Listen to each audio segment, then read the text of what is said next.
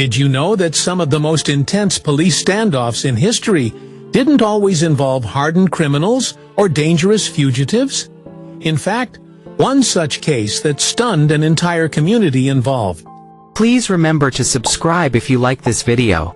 They found themselves surrounded by flashing lights, barking commands from megaphones, and the full force of law enforcement, all over a misunderstanding that spiraled out of control. What began as an innocent game turned into a high-stakes situation that left both police and parents speechless. Stay with me, because what happened next is something you won't believe. Meet Caleb and Elijah Thompson. Best friends. Blood brothers. Partners in curiosity and imagination. Caleb, the younger one, had just turned 7. He was small, quick-witted, and always asking questions. Elijah, the older sibling at 9, had a knack for thinking 10 steps ahead, especially when it came to their little adventures around the neighborhood. They lived in a quiet suburban cul-de-sac in Tallahassee, Florida, where nothing exciting ever really happened. Until that fateful Saturday afternoon.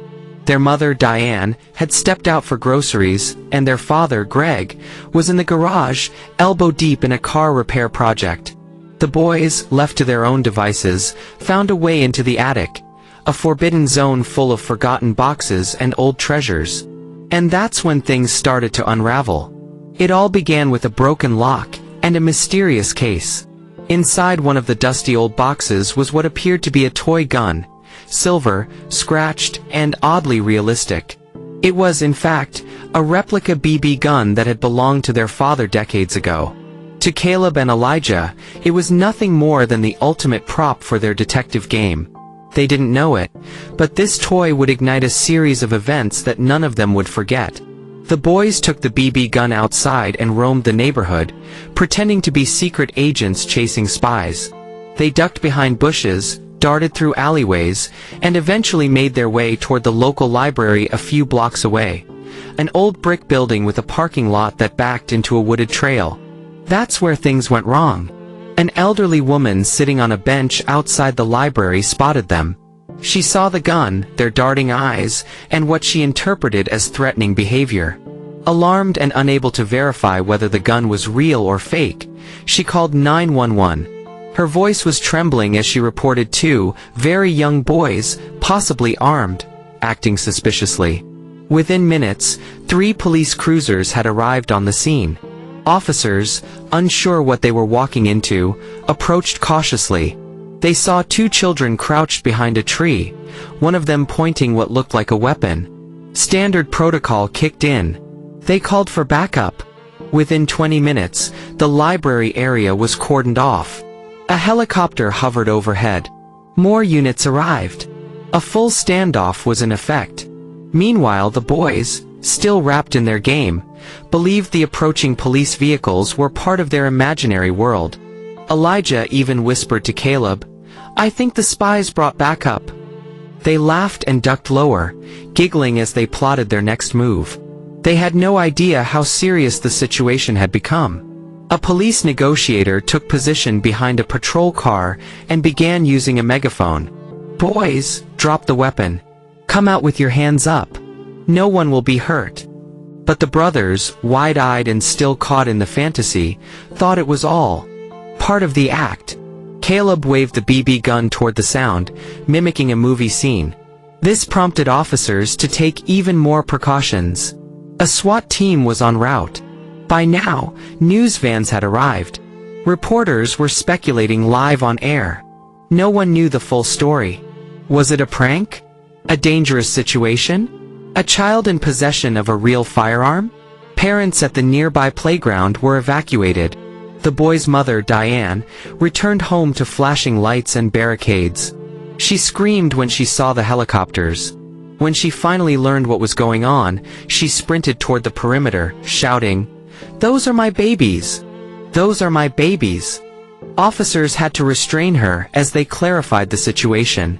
Inside the library parking lot, Elijah and Caleb were beginning to feel scared. Elijah finally said, "Caleb, what if this is real?"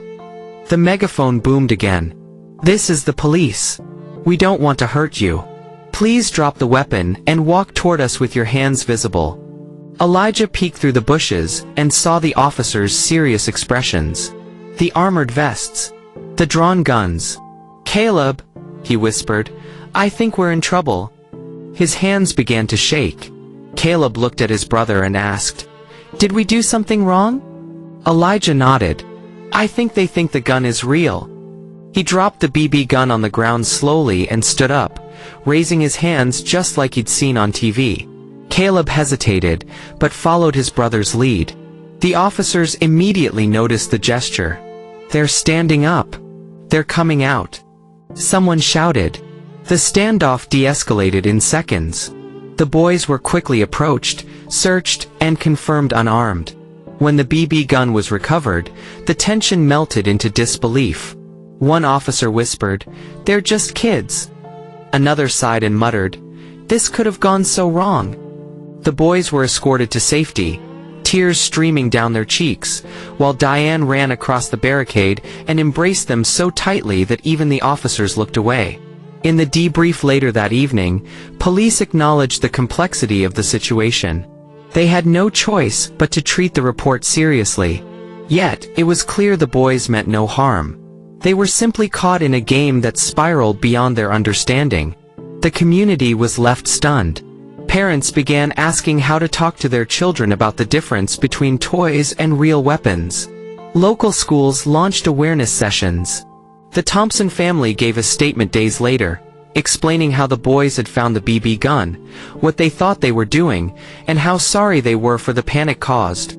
Caleb and Elijah didn't fully grasp the gravity of what had happened until weeks later. But they never touched another toy gun again. Diane locked the attic. Greg, shaken to his core, spent nights replaying the moment the police arrived. The incident became a powerful reminder for the town, and far beyond. That day showed how quickly innocence could be mistaken for danger, and how critical it was for families to communicate, for communities to understand, and for law enforcement to act with measured caution. It could have ended so differently. But somehow, the bravery of two scared boys and the professionalism of trained officers converged to stop tragedy before it began. So what do you think? Was it just innocent play gone wrong, or something that reveals deeper issues in how we respond to fear? Let us know in the comments. And if this story amazed you, you won't want to miss our next video on the strangest encounters with law enforcement. Hit that like button, subscribe, and keep watching for more unbelievable true stories.